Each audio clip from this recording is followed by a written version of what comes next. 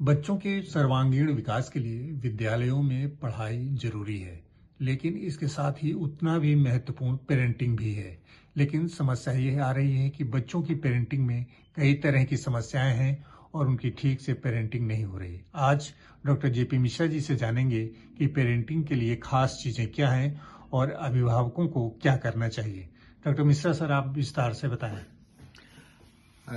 हम लोगों ने अपने 50 वर्ष के शिक्षण कार्य में अनुभव किया है कि बच्चे तनावग्रस्त विभिन्न समस्याओं को लेकर के हमारे विद्यालयों में आते हैं।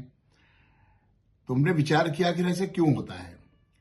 अगर माँ बाप बच्चों को शुरू मतलब 0 वर्ष से 3 वर्ष तक कैसे पेरेंटिंग करें उसकी, तो इसमें थोड़ा सा मैं आपको बताना चाहूंगा कि आप सभी जानते हैं कि गर्भावस्था में पुंसवन काल होता है। उस समय से ही बच्चे के अंदर एक जिज्ञास भावना पैदा हो जाती है।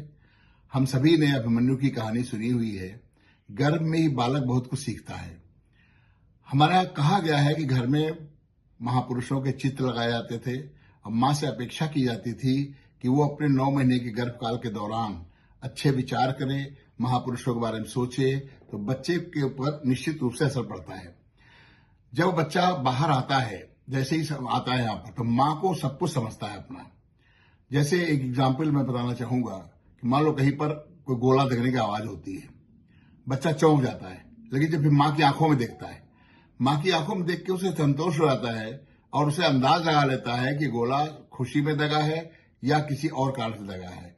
माँ में विश्वास करता है। वो जानता है माँ मेरी सब कुछ जानती है। उसके दिमाग में धारणा रहती है माँ मेरी दुनिया की सबसे सर्वश्रेष्ठ माता है और इसे सब कुछ पता है, मेरी केयर करती है। लेकिन जैसे जैसे बच्चा बोलना शुरू करता है, माँ उसकी सारी भावनाएं पूरी चेंज हो जाती हैं। उसे लगने लगता है कि कोई प्रश्न पूछता है तो माँ कहती है कि हमको नहीं पता या झिड़क देती है।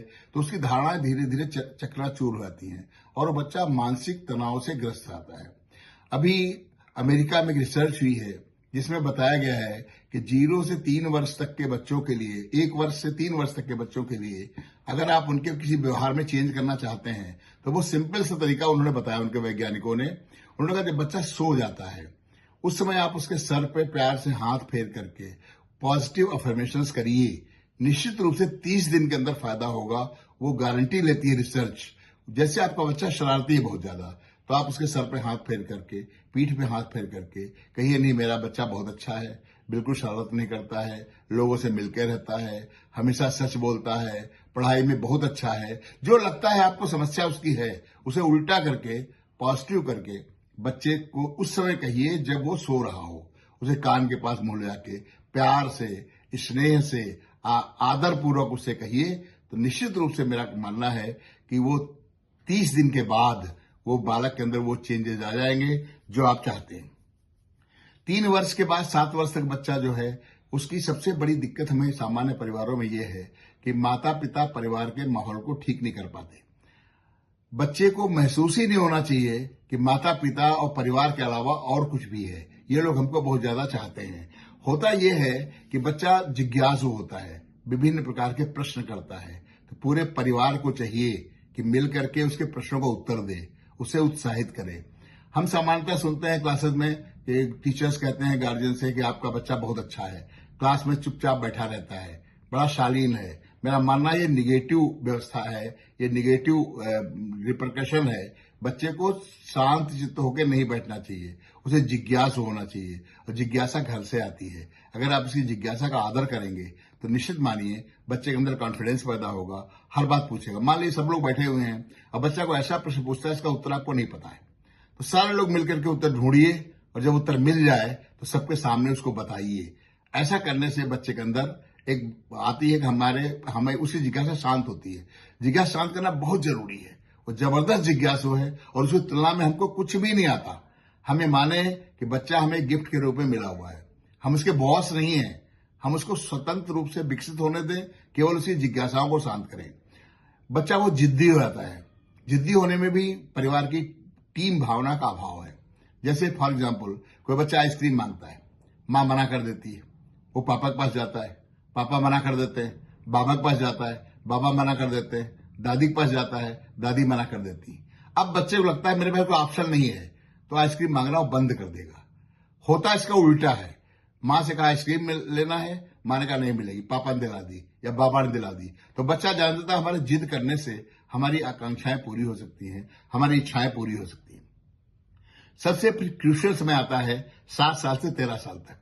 इस समय का बच्चा, उसमें इमोशनल चेंजेस भी हो रहे होते हैं और समाज के अन्य लोगों से मिल करके कुछ विभिन्न प्रकार के दुर्गुणों भी सीख रहा होता है।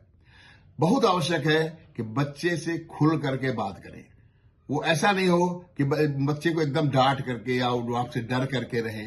वो परिवार में ऐसे रहे जैसे वो उसका अम्ब्रेला है, छतरी है उसकी। जैसे कोई बच्चा मान लीजिए आपसे कहता है मुझे स्कूल के टूर पे जाना है, अब आप झिड़क देते हैं उसको, नहीं मेरे पास पैसे नहीं है, नहीं जाना है।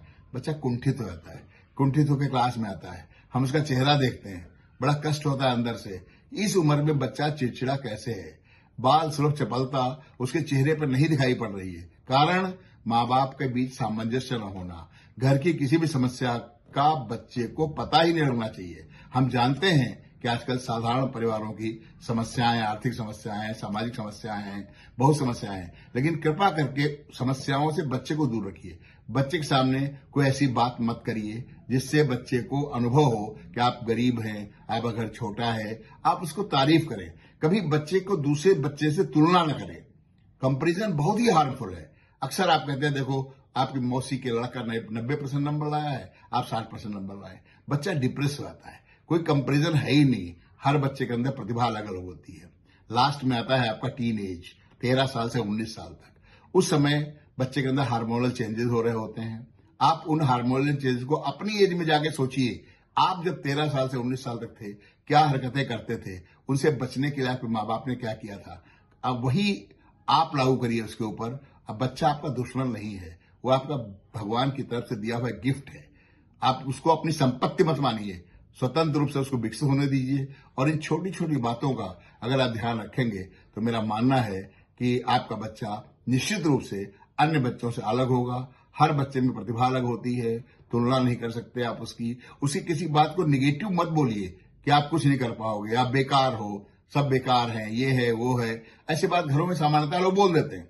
उसका बच्चे के दिमाग पे बहुत असर पड़ता है और उसके बाद सोचता रहता है। हमारे जब क्लासरूम में आता है तो हम देखते हैं कि 4 साल का बच्चा नर्सरी क्लास में पढ़ रहा है, लेकिन बहुत ही उदास है, बहुत ही परेशान है और बहुत ही टेंशन में है। हम जान नहीं पा रहे हैं कि ऐसा क्यों हो रहा है। हमें पता लगता है पेरेंटिंग का पूरा अभाव है।